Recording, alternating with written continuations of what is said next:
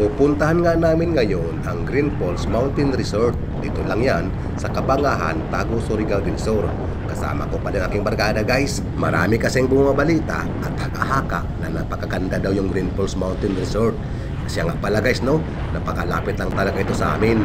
Dahil dito lang kami sa Tina, San Miguel, Surigao del Sur. Halos 30 minutos lang ang biyahe pag minumotor mula Barangay Tina papuntang Kabangahan na kung saan nandun yung Green Falls Mountain Resort. Sabi pa ng barkada ko guys, sobrang napakalamig daw ang tubig dito at dinadayo daw talaga ito. Kaya itong pagkakataon na ito guys, nagplano na kami ng barkada ko na pupunta kami rito at maligo. Pagdating nga natin dito sa Kabangahan guys no, halos 1 kilometro pa mula sa highway at papasok papuntang Green Falls. Medyo okay naman ang daanan guys no, kahit hindi simentado, pero napakaganda naman yung area. Kita mo talaga guys na puro verde talaga yun sa paligid mo. At dito na nga, nakarating na nga kami na kung saan ito na yung Green Falls. Napansin ko agad guys, maraming mga tao ang bumibisita o maliligo din. Pansin ko pa isang buong pamilya yung nandito. Araw pala na linggo ngayon, kaya inasahan na namin maraming tao rito. Maraming nga mga motor nakapark, siguro marami na sa loob na naliligo. Itong sinundan namin, halos isang buong pamilya, mukhang may birthday yata. Kasi maraming handa na mga dala-dala. Magkalipas nga ng ilang minuto guys, pumasok na tayo o lumapit tayo dun sa kahira para magbayad. May nakauna na sa atin, kaya sila muna yung unang magbayad at papasok. At kitang-kita ko nga sa kasama ko na excited talaga siya pumasok. Kaya sabi ng kahira, "Sir, mamaya ka na sir, may nauna pa sir, doon ka muna sir." Alam ko, sinasadya lang ng kasama ko kasi niya gusto niya titigan yung kahira. Napakaganda nga ng kahira at napaka-sexy. At dito na nga, sinimula ng kahira, bibilangin yung pumapasok, yung isang buong pamilya dahil nga napakarami nila. Kung makapasok na nga ang karamihan, kami naman ang susunod. Medyo pabagal-bagal muna kami kasi minamasdan pa namin yung paligid kasi nga may tindahan doon sa loob. Iniisip kasi namin kung saan kami bibili ng gugustuhin namin, lalong-lalo na yung yelo. Kasi bumili nga kami ng isang buti na pampainit sa katawan. Siyempre, chat-chat muna sa loob. Pagdating nga natin mismo sa loob guys, sa falls mismo, ayan, binidyo ko na agad yung pangalan ng Green Falls.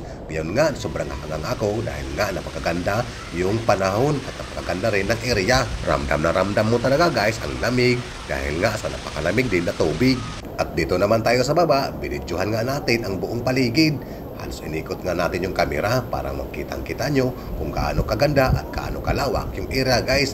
Yan po yung falls guys na kung saan ramdam na ramdam mo talaga ang hangin na may kasamang tubig na napakalamig.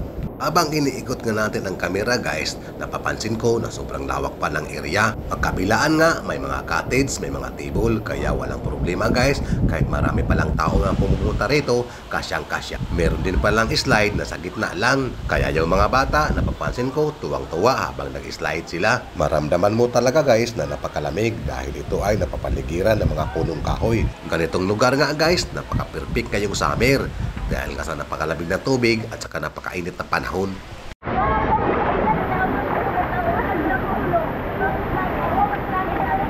Ayan guys, sa gustong pumunta rito, ayun, malapit lang to guys no, part ng Surigao del Sur guys.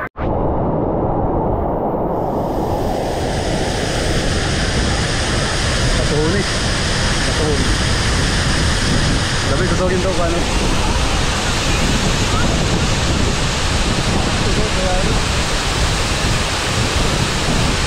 30 minutes lang.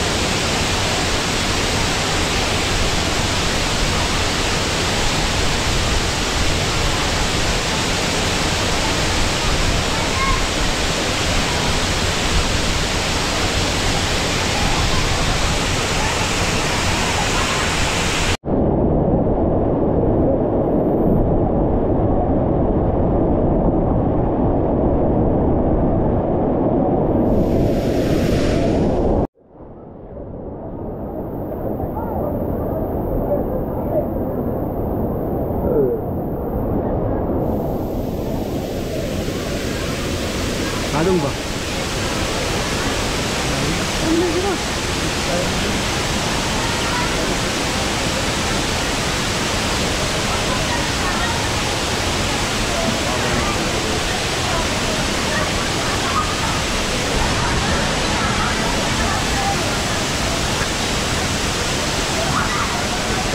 Hanggang dito na lang guys yung ating vlog ngayon dito sa Green Falls ng Kabangahan, Taguig, Surigao del Sur. Kaya kung kayo nagawi rito guys, panigurado hindi kayo magsisisi. Hanggang sa muli at maraming thank you sa inyong panonood.